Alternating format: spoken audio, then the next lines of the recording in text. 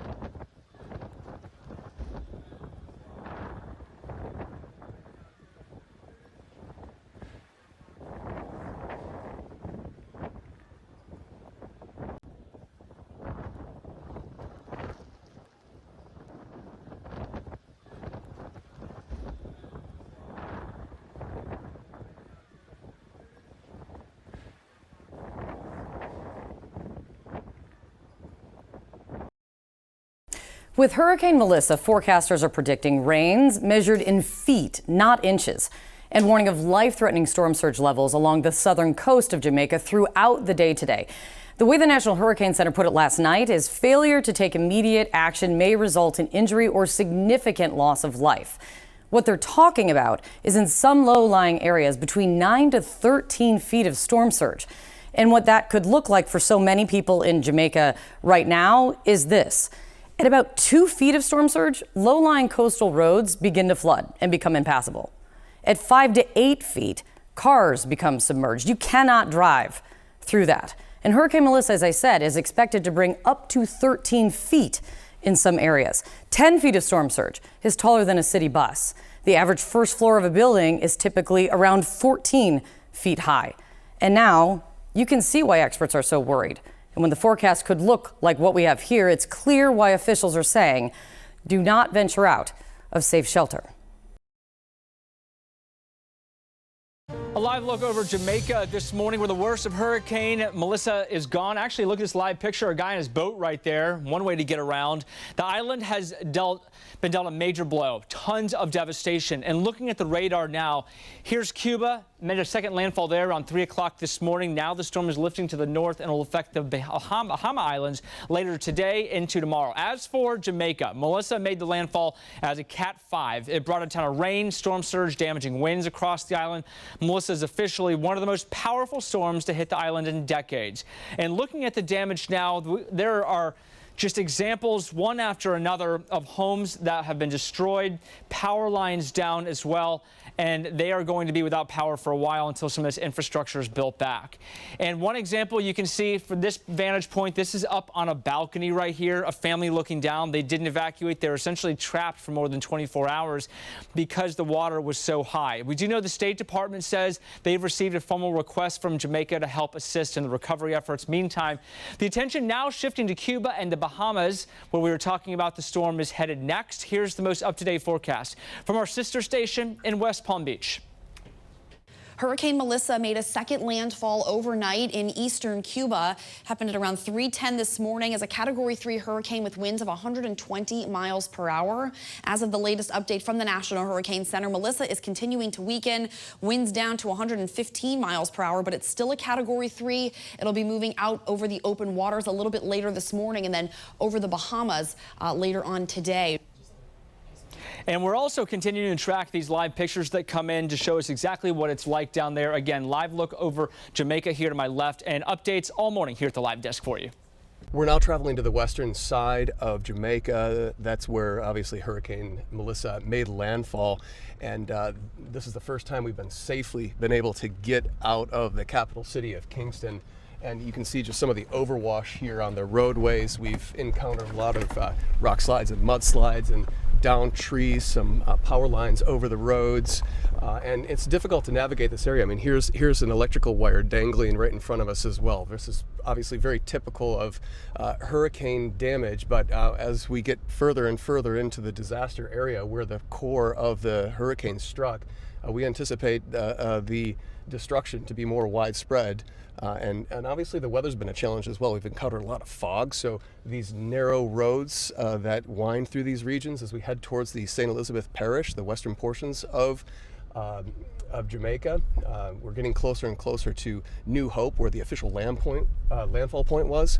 This is going to be quite a challenge, but we're going to try and report from this area that was so heavily impacted by the hurricane.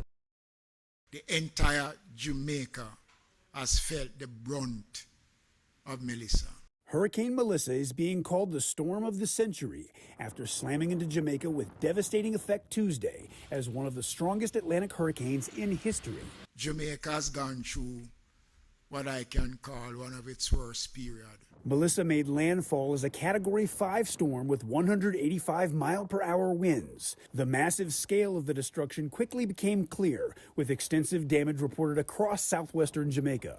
Schools, homes, and hospitals all affected by the hurricane. Some of those areas, like St. Elizabeth Parish, are the main food-producing regions of the country. St. Elizabeth is the breadbasket of the country, and that has taken a beating. Officials said hundreds of thousands of people on the island were left without power. After tearing across Jamaica, Hurricane Melissa barreled over the Caribbean toward Cuba. Storm surge along the southeast Cuban coast 8 to 12 feet above normal tide levels. And again, dangerous major hurricane force winds expected across portions of southeastern Cuba. More than 735,000 people have been evacuated in Cuba, where residents and officials spent days preparing for the hurricane's impact. I'm Reed Binion reporting. This is the first Category 5 hurricane to hit Jamaica. The reports that we have had so far would include damage to hospitals, significant damage to residential property, housing, and commercial property as well. With powerful winds and heavy rain battering the island, the risk of storm surge and catastrophic flash flooding are real danger. There will be flooding and there will be infrastructure damage. We have 70% of our population living within 5 kilometers of the sea in generally low-lying areas. So the risk of flood is extreme. Residents and tourists alike riding out the storm Tuesday. The wind that I've experienced, I've never heard or felt anything like that in my life. It's really overwhelming. They told everyone to pack in an emergency bag so that we will have that in all our important documents. A hurricane hunter's view of the storm's eye on Monday, but Tuesday, that eye moved squarely over western Jamaica about 3 hours after it made landfall. This is an extremely dangerous, life-threatening situation. Take cover now. Do not go out in the eye as it passes your area. The National Hurricane Center warned of the potential for, quote, total structural failure. Widespread infrastructure damage, communications loss, power loss in isolated communities, and along the southern coast, life-threatening storm surge. I'm Sherelle Hubbard reporting. Cuba has been getting blasted all morning since last night. We continue to receive hurricane strength gusts. You can just hear outside the shrapnel, pieces of roof flying off and hitting. I see power lines still up out the window. That's a good sign, but there are a lot of trees down. And it's just been hours and hours of this pounding wind, of the rain coming down. We are in a very, very solid building where I am right now, a cement house, and that has kept us safe. For the people outside, I can't imagine what it's been like. I'm sure people have lost roofs. I'm sure people have had trees come down, power lines come down, perhaps even lost homes. This is a Category 3 storm. That is a major hurricane. It can do impressive structural damage. And so as the morning goes on, at first light, we'll have a better sense of the damage that's been done here. But we continue to be under the gun here in Cuba. Hurricane Melissa is just not letting up. Patrick Ottman, CNN, Santiago de Cuba. The same areas that are being battered by this storm on the south coast of Jamaica were also impacted only a year ago by Hurricane Beryl, a Category 4 storm. And some of those areas, like St. Elizabeth Parish, are the main food-producing regions of the country. So we know that, you know, the first time you're hit by a storm of this nature, it's devastating. The next time that a storm like this impacts the same communities, you can only imagine how difficult it will be for them.